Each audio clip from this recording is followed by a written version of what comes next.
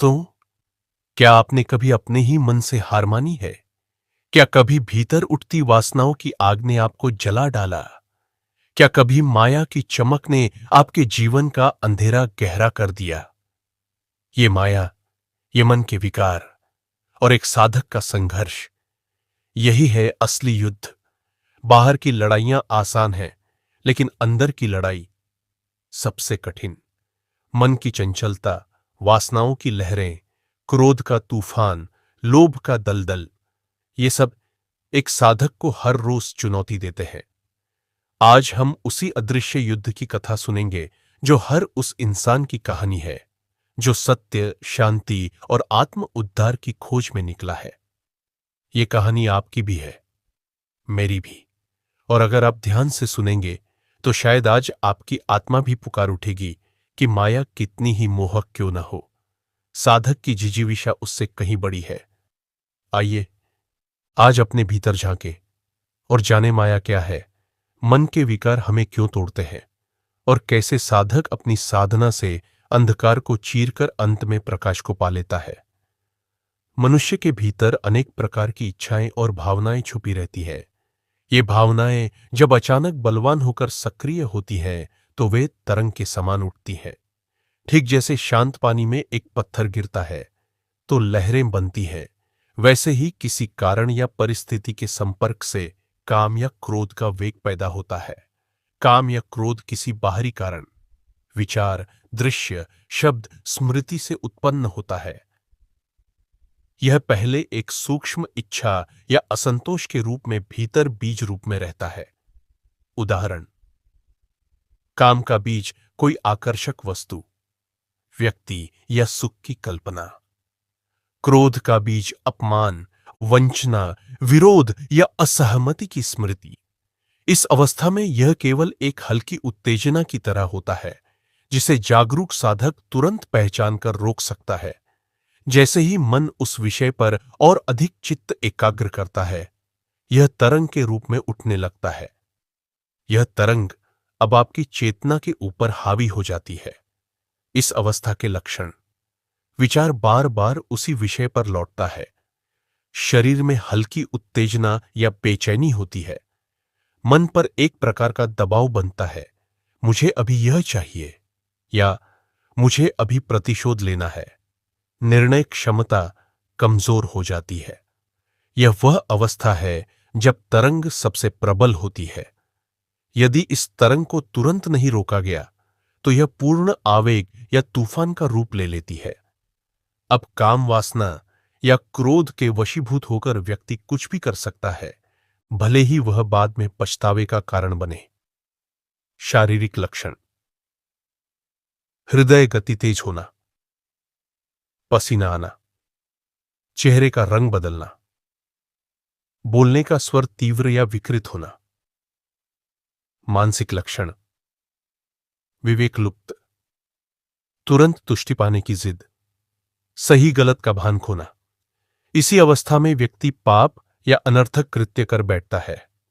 यह उठती भी है और शांत भी हो जाती है। तरंगें हमेशा स्थायी नहीं रहती। यह फैलती है, पहले मन में हल्की लहर उठती है, फिर शरीर में फैलती है और अंत में व्यवहार में। यह क्षणिक होती है, यदि रोक दी जाए या अनदेखी की जाए तो स्वयं ही क्षीण हो जाती है। यह ऊर्जा स्वरूप है, तरंग की तरह ही यह एक ऊर्जा प्रवाह है जो विचार से शुरू होकर क्रिया तक जाता है। काम क्रोध की तरंग 5 हिस्सों में विकसित होती है। एक विचार, कोई स्मृति, वासना या अपमान। 2 भावना, मन में स्पंदन उत्पन्न होना। 3 इच्छा, विरोध, उसे पाने या नष्ट करने का प्रयास। 4 आवेग, तात्कालिक उत्तेजना। 5 कर्म, व्यवहार में परिणत होना। तरंग उठते ही यदि साधक सजग हो जाए तो इसे तुरंत शांत किया जा सकता है। पहचानो, यह तरंग उठ रही है, यह मैं नहीं हूं। दूरी बनाओ, कुछ समय तक मन को किसी अन्य विषय में लगाओ। स्मरण करो आत्मा या परमात्मा का स्मरण करो। नियंत्रण करो, गहरी सांस लो, स्थिर रहो। देखो, इसे बिना प्रतिक्रिया के साक्षी भाव से देखो। जैसे ही साक्षी भाव आता है, तरंग स्वतः ही मंद पड़ जाती है। यह तरंग का सबसे बड़ा रहस्य है। नाम स्मरण या आत्म जागरूकता इसे नष्ट कर सकती है। उत्पत्ति विशेष संस्कार स्पर्श से उत्पन्न होती है। स्वरूप लहर की तरह उठती है, फैलती है और शांत होती है। ऊर्जा बहुत बलशाली मानसिक शारीरिक ऊर्जा होती है। अवधि कुछ क्षण से लेकर घंटों तक चल सकती है। समाधान सजगता, विवेक और नाम स्मरण से समाप्त हो सकती है। काम क्रोध की तरंग का कोई ठोस अस्तित्व नहीं, यह अस्थायी मानसिक वेग है। जैसे लहर सागर के तल में शून्य हो जाती है, वैसे ही आत्म जागरूकता में काम क्रोध की तरंग शांति में विलीन हो जाती है। विकार वे मानसिक और भावनात्मक दोष है जो मनुष्य को भ्रमित करते हैं, कमजोर बनाते हैं और उसके कर्म, चिंतन तथा चरित्र पर नकारात्मक प्रभाव डालते हैं। विकारों के मुख्य रूप से 6 प्रकार माने गए हैं। 1. काम, वासनात्मक इच्छा, अनियंत्रित भोगेच्छा, वासना। 2. क्रोध, आवेश, गुस्सा, प्रतिशोध। 3. लोभ, अतृप्त लालसा, ज्यादा पाने की भूख। 4. मोह, आसक्ति, भ्रम, तादात्म्य। 5. अहंकार मय भाव, अभिमान। 6. मत्सर, जलन, द्वेष, ईर्ष्या। इन विकारों से उत्पन्न होने वाला असंतुलन हमारे सुख, स्वास्थ्य, संबंध और आत्मिक विकास का सर्वनाश कर देता है। मानसिक स्वास्थ्य के लिए विकार मन को अशांत और दूषित कर देते हैं। 2. संतुलित संबंधों के लिए क्रोध, अहंकार और लोभ रिश्तों में कटुता लाते हैं। 3. आध्यात्मिक प्रगति के लिए साक्षी भाव, ध्यान, भक्ति तब तक प्रगाढ़ नहीं होते जब तक विकार हावी है। 4. कर्म शुद्धि के लिए विकार प्रेरित कर्म प्रायः पाप का कारण बनते हैं। पहला कदम सजग रहना है। जब कोई विकार उठ रहा हो, उसे पहचाने। उदाहरण, मुझे क्रोध आ रहा है, यह लोभ का भाव है। यह पहचान स्वतः थोड़ी दूरी बना देती है। मूल मंत्र, मैं क्रोधी नहीं हूं, मेरे भीतर क्रोध उत्पन्न हुआ है, यह एक आवेश है। हर विकार अस्थायी होता है, तरंग की तरह। यदि आप साक्षी हो जाएं, वह तरंग कमजोर पड़ती है। उदाहरण, जैसे कोई सड़क पर धूल उड़ रही हो, आप स्वयं धूल नहीं बनते। विचार, यह भावना आई है, जाएगी, मैं इसका दास नहीं। जब कोई विकार उभरने लगे, तुरंत धीरे धीरे गहरी सांस लें। कुछ सेकंड रुककर केवल सांस पर ध्यान लगाएं। यह तत्काल आवेश को कम कर देता है। अनुसंधान, वैज्ञानिक अध्ययनों में पाया गया कि गहरी सांसें लेने से एमिगडाला की सक्रियता घटती है और आवेग नियंत्रित होता है। जिनका संग आप करते हैं, उनसे आपकी वृत्ति निर्मित होती है। आध्यात्मिक या सकारात्मक लोगों का साथ विकारों का क्षरण करता है। हर दिन कुछ समय अच्छे विचारों, पुस्तकों या सत्संग में बिताइए। कहावत, जैसा खाए अन्न वैसा होवे मन, जैसा पीवे जल वैसी उपजे छवि। क्रोध, लोभ, मोह के पीछे कई बार तनाव, थकावट, अपर्याप्त नींद होती है। जीवनशैली सुधारें, पर्याप्त विश्राम, पौष्टिक भोजन, नियमित योग। दिन के अंत में 5 से 10 मिनट आत्मावलोकन करें। आज किस विकार ने मुझे पकड़ा? मैंने क्या प्रतिक्रिया दी? कैसे इससे बच सकता हूं? लाभ, धीरे धीरे आप इन विकारों के प्रति सजग और मुक्त होने लगते हैं। नकारात्मक आवेग को सकारात्मक कर्म में बदलें। उदाहरण, क्रोध आया तो मौन होकर गहरी सांस लें और पानी पी लें। क्या हो तो जिस पर हो, उसकी किसी अच्छाई की प्रशंसा कर दे। मूल मंत्र, विकार को पलट दो, यह साधना है। जब मन में विकार उठे, मन में अपने इष्ट या गुरु का नाम जपे। नाम की शक्ति मन को विक्षिप्तता से खींच लाती है। सुबह शाम 15 से 30 मिनट ध्यान करें। ध्यान में बैठना ही विकारों की जड़ों पर प्रहार करता है। धीरे धीरे काम, क्रोध, मोह की धार कम होती जाती है। सच्चे हृदय से प्रभु से प्रार्थना करें, हे प्रभु, मेरी कमजोरियों को दूर करो, मुझे विकारों पर विजय दो। प्रार्थना में सच्चा समर्पण विकारों का क्षय करता है। संसार की अस्थिरता पर विचार करें। सब नश्वर है, यह मोह व्यर्थ है। वैराग्य भाव विकारों के वश में होने से बचाता है। विकारों से बचने के कुछ विशेष मंत्र। विकार तरंग है, स्थायी सत्य नहीं। साक्षी भाव से देखें, लिप्त न हो। बुरी संगति से दूर रहें, शुभ संगति को अपनाएं। नियमित ध्यान व प्रार्थना करें। संयमित दिनचर्या रखें। मैं विकार नहीं, चैतन्य आत्मा हूं, यह स्मरण करें। विकार से बचना कोई एक दिन का काम नहीं, यह एक जीवन साधना है। लेकिन हर दिन थोड़ा सजग होना, मन पर दृष्टा बनना, शुभ चिंतन और भक्ति में लगना, यही साधना धीरे धीरे मन को शुद्ध और शांत करती है। विकार घटते हैं, मन निर्मल होता है और आत्मा के प्रकाश का अनुभव बढ़ता है। वह अवस्था जिसमें मनुष्य की याद रखने की क्षमता, स्मरण शक्ति क्षीण या समाप्त होने लगती है। व्यक्ति को बीते हुए अनुभव, घटनाएं, नाम, स्थान या अपनी ही पहचान स्पष्ट याद नहीं रहती। 1. बुढ़ापा, उम्र बढ़ने पर मस्तिष्क की कोशिकाओं का क्षय। 2. मानसिक तनाव, अधिक चिंता, अवसाद या आघात। 3. मस्तिष्क की चोट, सिर पर गंभीर चोट लगना। 4.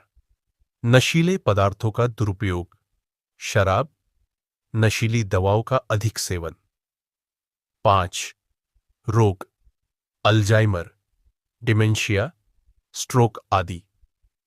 6. विकार, अनिद्रा, विटामिन B12 की कमी, हाल की घटनाएं याद न रहना, बार बार एक ही बात पूछना, पुराने परिचित चेहरों या जगहों को भूल जाना, दैनिक कार्यों में असमर्थता। संतुलित आहार और पर्याप्त विटामिन, मस्तिष्क को सक्रिय रखने वाली गतिविधियां, पढ़ना, पहेलियां सुलझाना। पर्याप्त नींद, तनाव प्रबंधन, अत्यधिक काम, क्रोध, लोभ से विवेक क्षीण होना। 2. आहार और व्यवहार, तामसिक आहार, बुरी संगति। 3. मदिरा, जुआ, व्यसन, निर्णय शक्ति का नाश। 4. अति अहंकार और द्वेष। 5. आध्यात्मिक दृष्टि से आत्मचेतना से दूर होकर अंधभोग में लिप्त होना, सही और गलत में अंतर न कर पाना, अनैतिक और विनाशकारी निर्णय, क्रोध और मोह में फंसकर विवेक शून्यता, आत्मसंयम का लोप, क्रोधात् भवति सम्मोह, सम्मोहात् स्मृति विभ्रमः, स्मृति भ्रंशात् बुद्धिनाशो, बुद्धिनाशात् प्रणश्यति। अर्थ, क्रोध से मोह उत्पन्न होता है, मोह से स्मृति का भ्रंश होता है, स्मृति के भ्रंश से बुद्धि का नाश होता है और बुद्धि का नाश होने पर मनुष्य का सर्वनाश हो जाता है। 1. क्रोध, लोभ, मोह जैसे विकार उत्पन्न होते हैं। 2. ये विकार मस्तिष्क की स्थिरता को छीन लेते हैं। 3. पहले स्मृति का क्षय होता है, स्मृति भ्रंश। 4. फिर विवेक का पतन होता है, बुद्धिनाश। 5. अंत में मनुष्य विनाश की ओर बढ़ता है।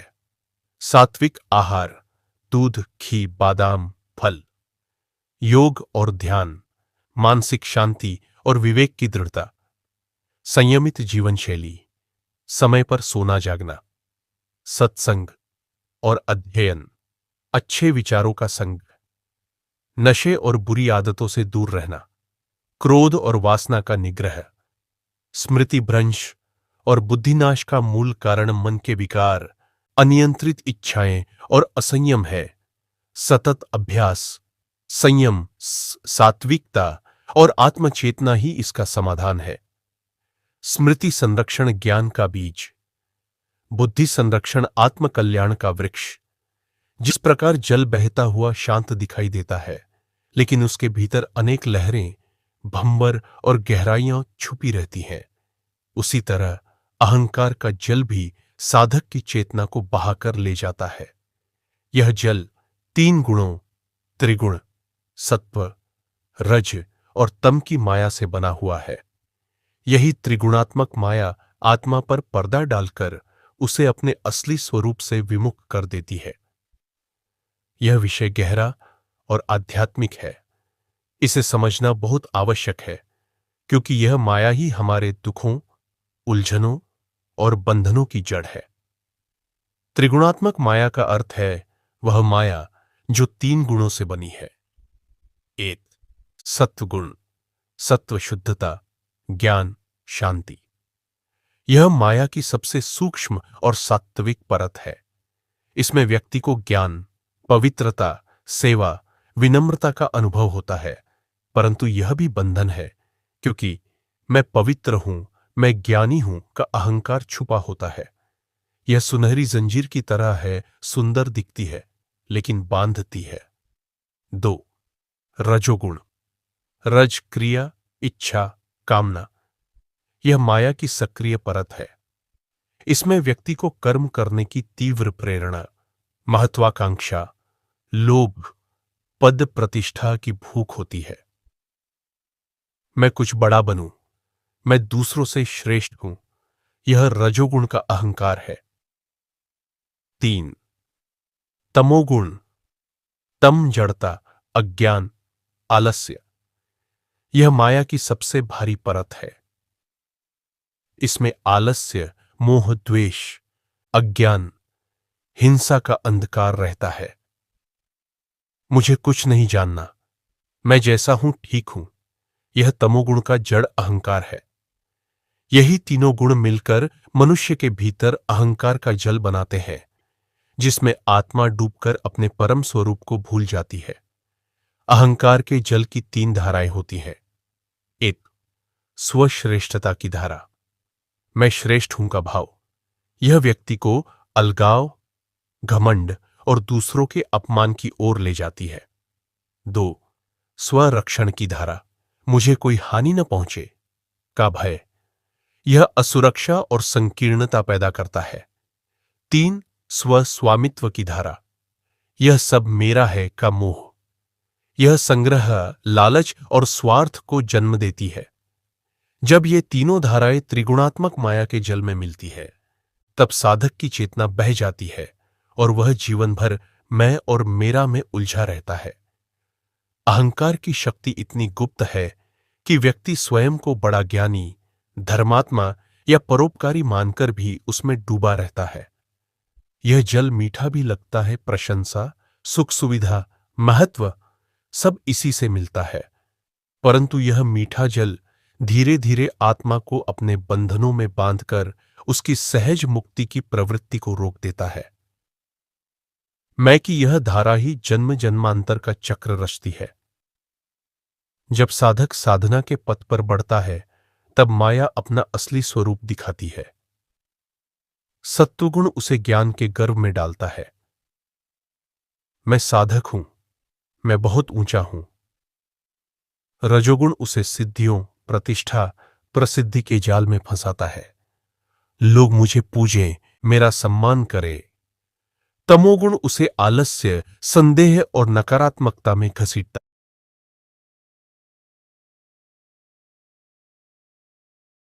मुझे कुछ नहीं करना, सब व्यर्थ है।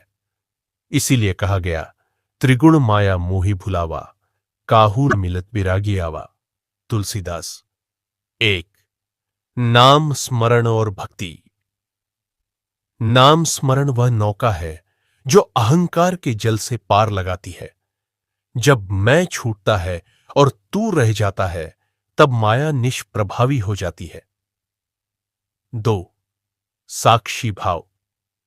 अपने विचार, इच्छाओं और कर्मों को साक्षी होकर देखो, यह माया का खेल है। धीरे धीरे उसकी शक्ति क्षीण होने लगती है।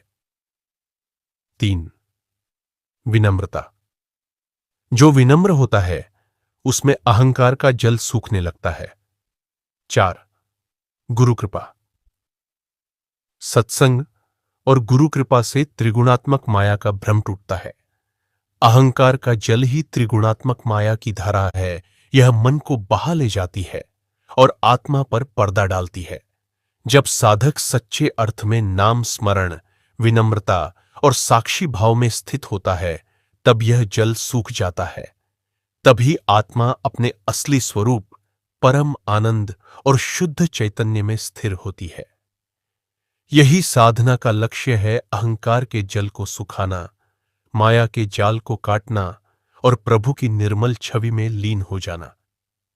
जीवन में यदि आत्म कल्याण का पथ चाहते हो तो सबसे पहला और सबसे महत्वपूर्ण कदम है दुष्ट संग का त्याग और सज्जन महापुरुषों का आश्रय। संग त्याग क्या है? संग त्याग का अर्थ है उस संगति से दूर होना जो तुम्हारे भीतर की पवित्रता, धैर्य, विवेक और श्रद्धा को नष्ट कर दे। जैसे जो लोग निरंतर निंदा, ईर्ष्या और कटुता में रमे रहते हैं, जो तुम्हारे मन में संदेह, निराशा और मोह की आग भड़काते हैं, जो तुम्हारे आत्मबल को कमजोर करते हैं और तुम्हें बुराइयों की ओर खींचते हैं। इनसे संग करना ऐसा ही है जैसे कोई सड़ा फल ताजे फलों को सड़ा दे। दुष्ट संग मन को कलुषित करता है। दुष्ट संग विवेक को हर लेता है। महापुरुष का आश्रय क्या है? सत्संग और महापुरुष का आश्रय वह अमृत धारा है जो मन की तमस को धो डालती है।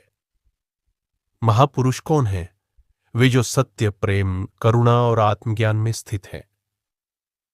वे जिनके संग में बैठते ही तुम्हारे हृदय में शांति का संचार हो, मन की उलझनें छूट जाएं, जीवन की दिशा स्पष्ट हो। जैसे अंधकार में दीपक जलाने से सब कुछ दिखाई देने लगता है, वैसे ही महापुरुष का संग आत्मा के भीतर उजाला कर देता है। महापुरुष का आश्रय क्यों आवश्यक है? क्योंकि मन बड़ा चंचल है। कभी संकल्प करता है अब मैं संयम रखूंगा, तो कभी विकारों की आंधी में बह जाता है। महापुरुष का सान्निध्य वह शक्ति है जो तुम्हारे संकल्प को दृढ़ करता है। उनकी वाणी से तुम्हारा आत्मविश्वास बढ़ता है। उनका दृष्टांत तुम्हारे जीवन को दिशा देता है। उनका प्रेम तुम्हारे भीतर छिपे हुए दोषों को बाहर निकाल देता है।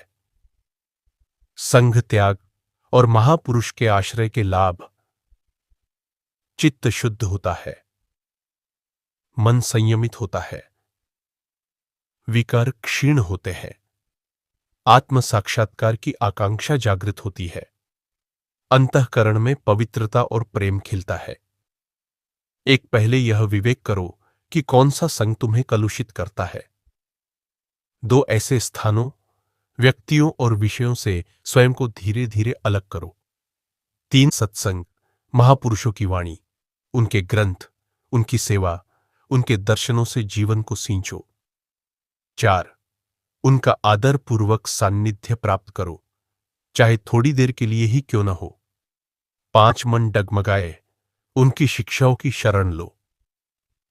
जिसने दुष्ट संघ का त्याग कर सत्संग का वरण किया, वह अंततः जीवन के सर्वोच्च लक्ष्य आत्मकल्याण को प्राप्त करता है। स्मरण रखो, संघ बदलो तो संगति बदलती है, संगति बदलो तो जीवन बदलता है, जीवन बदलो तो जगत का अनुभव बदल जाता है। सज्जन संग वह भूमि है जहां आत्मा का बीज अंकुरित होता है और परम शांति का पुष्प खिलता है। जिस प्रकार भटकती आत्मा भवसागर में डूबने लगती है, उसी प्रकार साधक की आत्मा भी अनंत जन्मों के बंधन और माया के जाल में फंसी रहती है। यह संसार एक विशाल तूफानी समुद्र की तरह है। इसमें काम, क्रोध, लोभ, मोह और अहंकार की बड़ी बड़ी लहरें उठती हैं। एक अकेला जीव इन लहरों में पड़कर बार बार डूबता है, बार बार जन्म लेकर फिर उसी बंधन में फंस जाता है। ऐसे विकट भवसागर को पार करने का एकमात्र साधन है गुरु की नौका।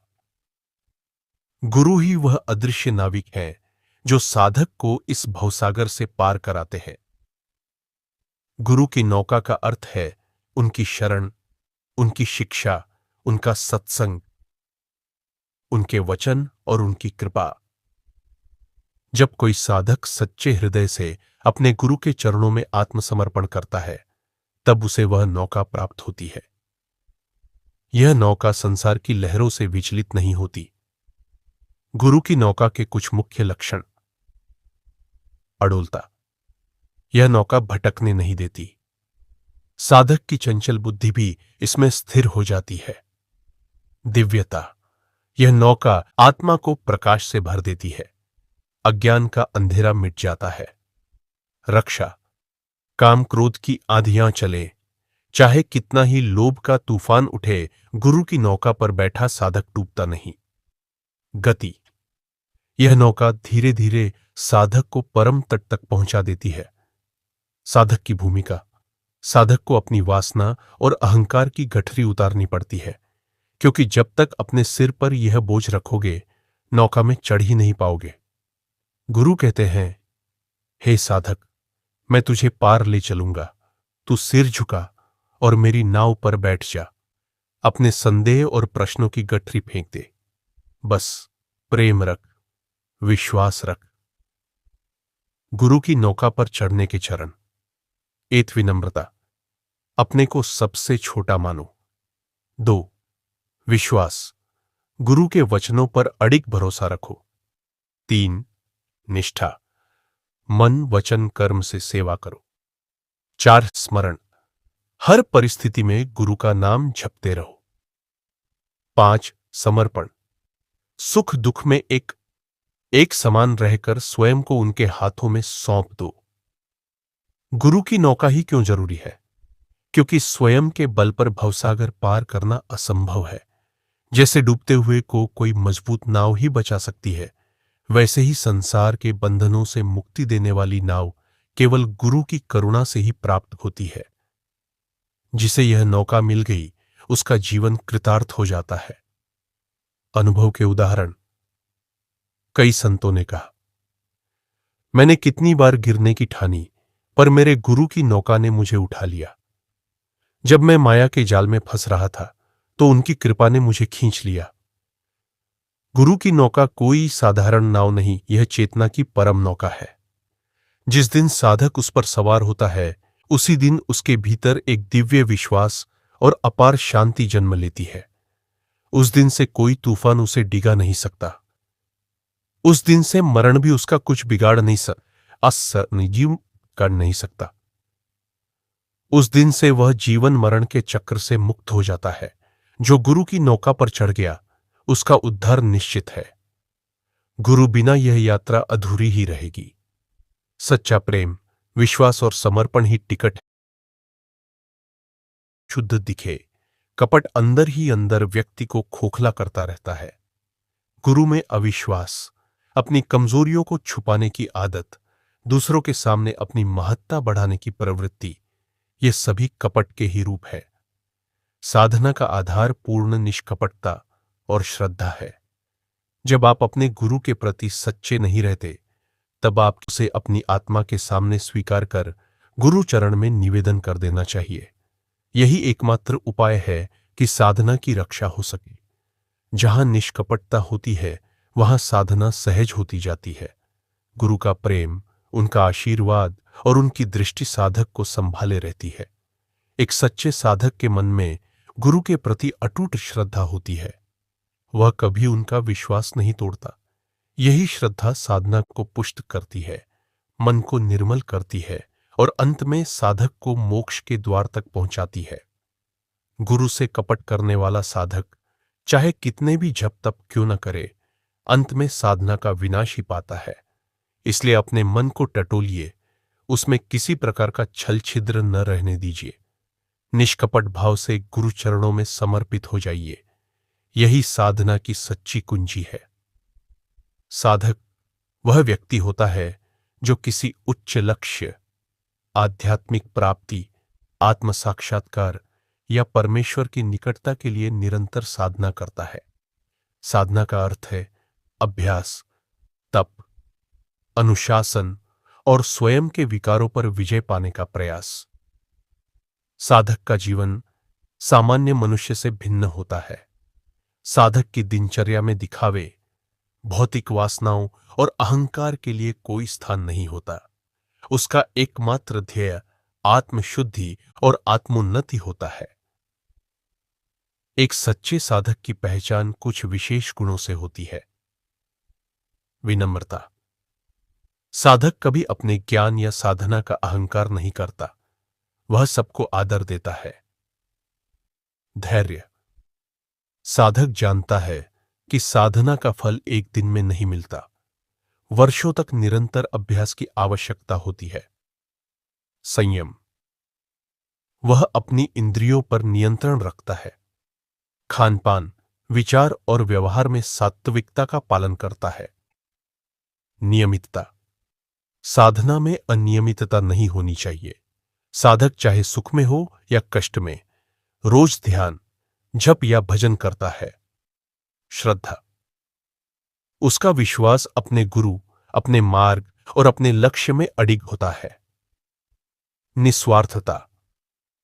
साधक किसी भी साधना को दिखावे या लोक प्रशंसा के लिए नहीं करता। उसका उद्देश्य केवल आत्म कल्याण और परमात्मा की प्राप्ति है। जैसे दीपक का काम अंधकार मिटाना है, वैसे ही साधक का कर्तव्य अपने भीतर और बाहर की अज्ञानता, विकार और असत्य को साधना के प्रकाश से नष्ट करना है। साधक के बिना साधना मृत है और साधना के बिना साधक अपूर्ण। साधक साधना में लगा हुआ होता है, अभी मार्ग पर अग्रसर होता है। सिद्ध वह होता है जिसने साधना का पूर्ण फल प्राप्त कर लिया हो। साधक प्रयासरत होता है, सिद्ध प्राप्त करता। साधक जिज्ञासु और श्रद्धावान होता है, सिद्ध पूर्ण ज्ञानी और स्थित प्रज्ञ। यदि आप साधक बनना चाहते हैं तो यह सूत्र अपना सकते हैं। प्रतिदिन थोड़े समय के लिए मौन बैठें और आत्मचिंतन करें। सात्विक भोजन और स्वच्छ जीवन शैली रखें। किसी अनुभवी गुरु से मार्गदर्शन लें। मन में धैर्य रखें, साधना में जल्दबाजी नहीं करें। किसी भी साधना को प्रदर्शन या प्रशंसा के लिए न करें। लक्ष्य को स्मरण रखें, आत्मशुद्धि और परमात्मा का साक्षात्कार। साधक का जीवन फूलों से सजी डगर नहीं होती। इसमें अनेक परीक्षाएं आती हैं, मन की चंचलता, आलस्य, विकार, संशय और मोह। लेकिन जो साधक इन बाधाओं को पार कर लेता है, वही अंततः साध्य को प्राप्त करता है। साधक के प्रयासों से ही समाज में आध्यात्मिक चेतना का संचार होता है। साधकों के कारण ही यह संसार धर्म और सत्वगुण से सुसज्जित रहता है। नम्र प्रार्थना। हर साधक को अपने लक्ष्य में सफलता मिले, यही मंगल कामना है।